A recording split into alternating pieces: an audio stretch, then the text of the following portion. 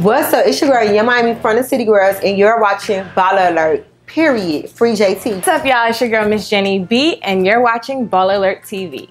Today, I am here with the City Girls, Young Miami. What's up, bitches? So, girly, the City Girls is clearly two of you, with JT being locked up right now due to be released at the top of the year. So does it still get to you just holding down the group by yourself with her being away, even though I know that she's the one that actually brought you into rapping? No, because I always like to stay positive, you know? So, like, I know I got to do my job, which is promote the City Girls and, you know, make Free JT a movement, so, no. So does it ever feel like too much of responsibility or a big weight on your shoulders? Like, sometimes, like, when I'm on stage and I'm real tired and I gotta do both 5 parts, I be like, damn, I can't wait till she come home. Because sometimes I just be like, I be fucking up. I gotta learn both of our verses, well, her verse, and I just be like, man, listen, I'm tired, I'm sleepy, I don't feel like doing this. You can't let the crowd say the whole verse. Yeah, I do. Majority of the time, that's what I do. But, you know, they be wanting to see me dance and echo. So speaking of JT, you talk a lot about how you guys grew up together, and you guys are like sisters almost. So how do you guys separate business and pleasure? We don't. Listen, if we be at work fighting, they be like, y'all gotta chill. Like, this ain't the time and the place. We be like, shut the fuck up. Let us argue, and we gonna get back to work. Yes, I was watching your live yesterday, and you was talking about... No, we go at it real bad. Listen, we ain't separated yet. We ain't learned how to do it yet, because we go at it. So, in your lyrics, you grew up in Miami. You talk a lot about being from the hood and all this other stuff. So, can you tell me how your upbringing shaped you to be who you are today and how it's prepared you for this new life that you're living as a City Girls?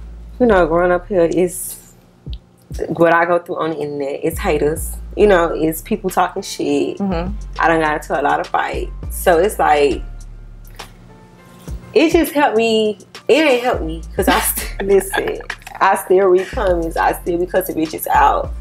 But it's just, you know, it prepared me a little bit to be like a little stronger. I say, have tough skin, not give a fuck what a bitch got to say about me. Because I've been going through it, dealing with these bitches here in Miami for a while. So why do you respond if you know? Because, listen, it's so hard. Like, people always say, like, why do y'all read comments about y'all stuff? Because it's yourself. And it's just so hard to just keep ignoring somebody. Right. Like, you just want to put a bitch in their place one time. And you can't smack nobody, so you got to argue with them. Or tell them to shut up. Or suck your ass, like Pull up on the picture, put my hands on. So what was your career plan before you became Young Miami of the City Girls? What were you doing before JT pulled you in to rap? I had like a Instagram page. It was called Carisha Collection. Then I changed it to the Wig Gala. I was selling like wigs. Oh, so you were one of those wig pages? No, I was not. I was not. They'd be in the comments like, "Hey, dear, I love your profile." But you know, I was selling wigs. I had like a little Instagram boutique where I was selling like little bodysuits, 2-pieces, and stuff like that. Do you want to do that? I do. Like, somebody told me today, they was like, you should start your closet page again. I was like, I should. But it's just like time consuming. Yeah, since you're doing both. Right. But I would like, that's something that I do want to do. Go back to once you secure your... Yeah, I want to have like my own wig line, you know, my own clothing line. I do. That's what's up. So from JT forcing you to record Fuck That Nigga and to the local shows, then signing to QC, then releasing Period, then being on Drake's album. Right. Did everything happen as fast as it sounds? It happened too fast. I swear to God, like one day we was rapping, the next day we was signing, the next day we was like this big artist. Like, so you're still getting used to it, kind of. I'm still is, yeah. I'm adjusting. Like sometimes I be like, man, listen, I can't do it. And I tell myself, yes, you can. Like, you know, we was just 2 regular girls. We went, we made that song. We ended up getting signed. Then we end up in the studio every day to, you know, doing a mixtape, to doing an album, to doing these interviews, to doing these videos. You know, then to be on a song with Drake. Yeah. How was that? It was amazing. Like, when P called us, we were like, Drake, want y'all on this record? We was like, stop playing with us. Like, is this real? And then when we heard the hook, and it was like Risha and JT. Oh, so your names was already on it. It was just the hook. Like, you know, Kiki, do you love me? Then he was like, JT. Then he was like, Risha. I'm like, who's Risha? Because you know my name is Carisha. So I'm like, who is Risha? Oh, so you never went by Risha before that? No, because I didn't like to have a nickname. I just always like to be called Carisha because I never really liked Risha, but Drake changed that. So I was like, well, if he said JT, he got to be talking about me. Like, I got to be Risha. So when I had met him at his album release party, he was like, you know, I ain't know how to pronounce your name. I didn't want to be disrespectful, but I wanted it to be a surprise, so I didn't want to ask no P or nobody like how you pronounce her name. Oh, wow. So he was like, I just was like, Risha. Oh, that's so I was sweet. like, well, now you got me loving Risha. Like, period. My name is Risha. That's cute. Let me find out Drake, a little cute one with the sweet stuff. So how did you know signing with Coach and P at QC was the best decision for City Girls? Because at first we didn't know who QC was. And, you know, we was doing our research and, like, everybody was just telling us, like, them men smart, they know what they're doing. Like, every artist that they got signed is doing good. They moving, you know, they consistent. So, like, you know, when we met Coach and we had a conversation, I just was like, JT, we both was like, we felt like, you know, just the right thing to do. Like, everybody on their label big, Yachty big, Baby, you know, the Migos. So it just felt right. So you're very open about growing up with Trina, and even yesterday you showed pictures to make sure that everybody knew you wasn't lying. Because people feel like I be lying. I don't be lying. I be telling the truth. Like, I really, you know, everything I said I did. So what influence has Trina had on the City Girls career? I'll say, like, you know, having that demeanor, having that confidence. You know, it's just like, we the baddest bitches. You know, like, I love Trina. Like, you know, just growing up around Trina and just watching her, it's like, you know, she got that attitude, that boss bitch attitude. Like, I ain't finna make no man belittle me. So it's like, I just always look at Trina. So besides Trina and your team, obviously, who do you go to for industry advice? I go to P a lot. P. I talk to Lil Baby a lot. And, like, it's just as far as music and, you know, advice, like, when it comes to music and, you know, situations and, like, when I'm reading comments or, like, if I have a problem about, like, how I deal with an interview or something like that. And they'll just give you constructive criticism. So the album, Girl Code, is out and it's bomb. Everything was recorded and the videos were all filmed and stuff before JT went away. Tell me a little bit about that process. Did you feel like it was rushed? Do you feel like you would have had more? No, the process was kind of hard because, you know, like, we knew JT had to turn stuff in. So, you know, a lot of the time she wasn't in the mood. Like, if we in the studio, you know, like, you going through something in the back of your mind, you still got to go to work. So a lot of times it was just like, you know, we'll get into it. Not because we having problems, but, you know, just she going through something. And I'm like, you know, we got to do the song, but it's like, I ain't in the mood. You know, let me take my time. And then it was like, you know, I don't feel like nothing was rushed, but it was just like, everything was time consuming. Like, we'll be in the studio tomorrow, we'll have a video shoot. The next day we gotta be in LA. You know, in between that, it's just like, I feel like she needed a long time and we didn't get her that. So it was like a struggle, but it all came along. So how is she dealing with the success of City Girls? I saw that she doesn't really care sometimes. She would rather be out. I'd say she did really good. Like, she always positive. Every time I talk to her, she be like, how the songs doing? Or, you know, is we charting? Or, you know, like, she always positive. Like, you doing good. I can't wait to come home. You know, we gonna get it together. We gonna, you know, be bigger than ever. So I think she did really good. So what's your favorite song on Girl Code? Everything, all of them. My favorite song is On the Low. Then I like Season. Then I like Give It a Try. I'm starting to like act up. I like that one. But I noticed that you released Twerk before the album came out, but then when the album came out, Cardi B was on it. So were the features done before JT, when JT recorded them, or they came afterwards? No. And what made you release Twerk without it, and then on the album. Because Twerk was the single, so we released the single before we did, the album. But Cardi was originally supposed to be on Twerk, but she didn't make the deadline to when we needed to release it. Oh, for the single. Right. Okay. So she just went back and did it. Twerk, I think Twerk is my favorite. But I felt like we should have just waited to put it out as the single instead of I feel like it was a different surprise. Because people kind of feel like it's a remix. It's not a remix. It's a single. Like, it's not a remix. I understand that. I thought it was a great surprise because when the single came out, I was like, oh, okay. I came to work the next day, like, oh, did you hear that? And then the album came out, oh, Cardi is on it. And everybody was looking forward to seeing Cardi on the track list. So when they didn't, it was like, y'all ain't got Cardi, da da da. I'm like, P, we gotta fix this. Like, we gotta like fix this now. But it came out great. It did. So that's good. And your music is very Miami, very raunchy, very you talk about broke niggas, but you're also talking about have your own and all this stuff. But what would you say to people who think that City Girls music is too vulgar, or criticize it for being too vulgar? You childish. You should really grow up. I hear that. You too sensitive.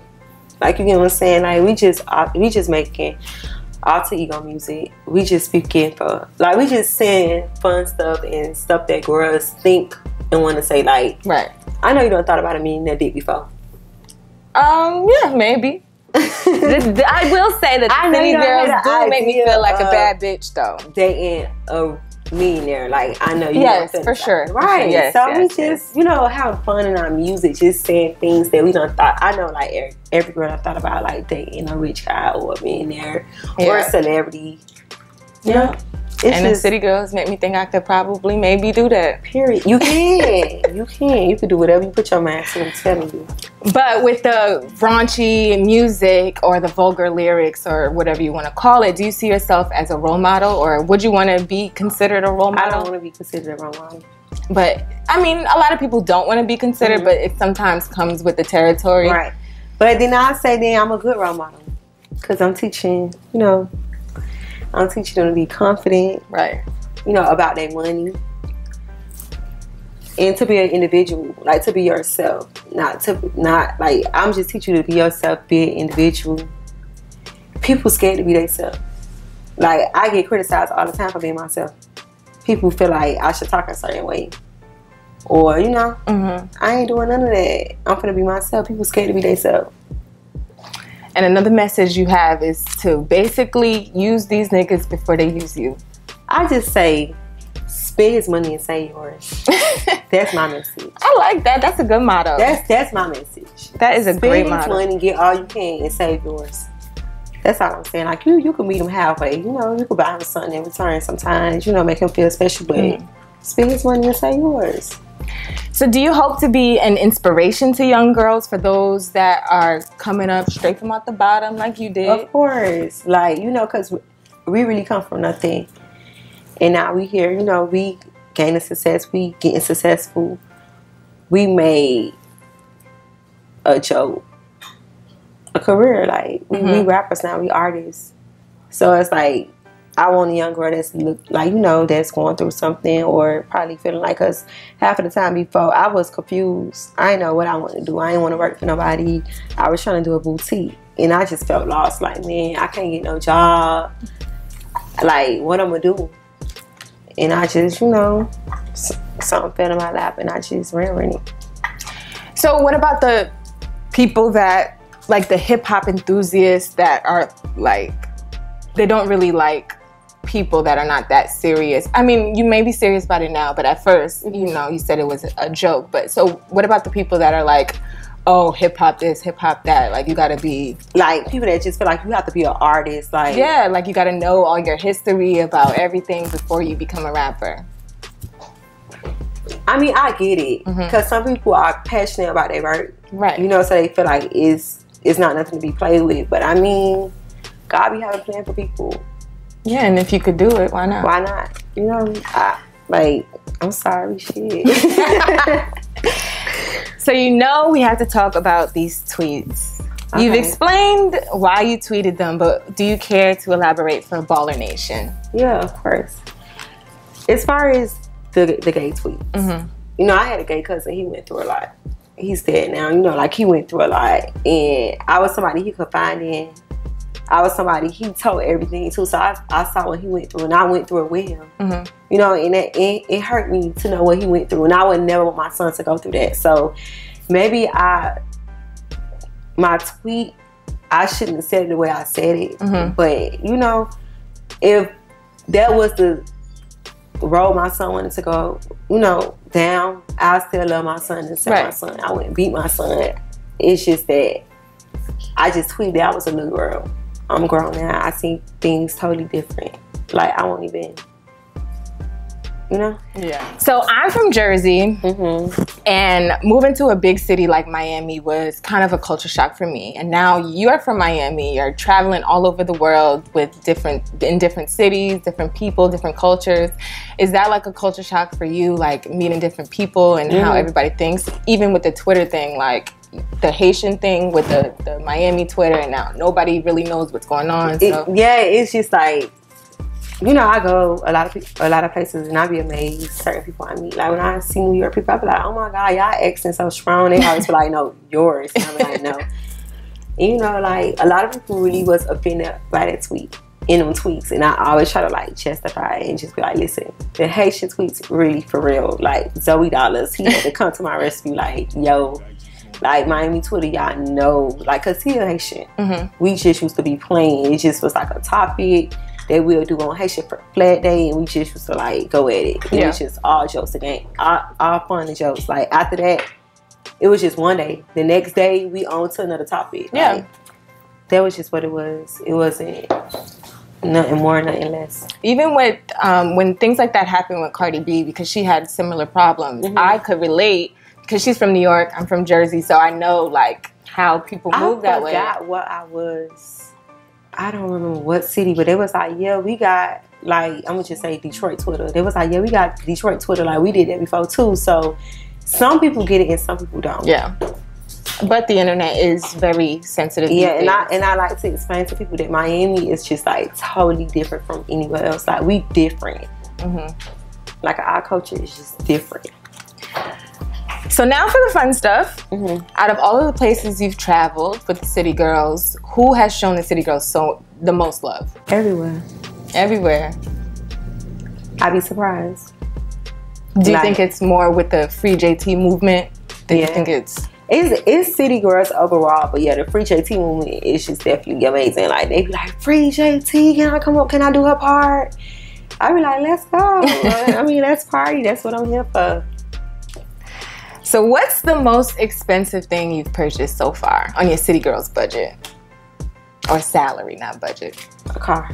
A car? What kind of car? I brought my little sister a car. Oh, it wasn't even for yourself? Nah, I brought her an Infiniti, a Q60 Ooh. for her birthday. How old is your sister? She just turned 22. Ooh, she fly now. Yeah. So I know your business is your business and nobody else's, but... Ooh, child. Are there any ballers in your DMs, girl? Ooh, I'm sure you don't want to tell us who. I don't expose nobody. I would never tell. Oh, God. It's so many dicks in there. Ooh. Do you have a welcome home gift for JT? Yeah, I do. Do you want to tell us what it is? Nope. It's a surprise. Is it huge? Yep. She having a party? Yeah, we definitely gonna have a party. We definitely gonna turn up. And that's at the top of the year? Do I need to put in my calendar? Yeah. Make sure you free. Make sure you free.